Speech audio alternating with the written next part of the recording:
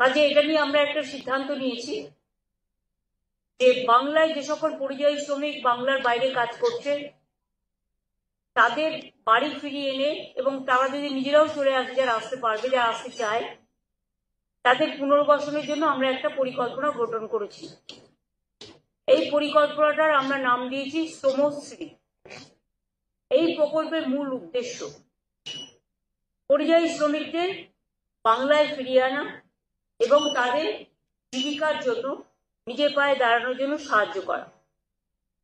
যারা ফিরে আসবেন এককালীন ভ্রমণ সহায়তা সহ আমরা 5,000 টাকা দেব। পুনর্বাসন ভাতা মানে আমরা ফিরে আসার পর 12 মাস মানে 1 বছর নতুন কাজের ব্যবস্থা না হওয়া অবধি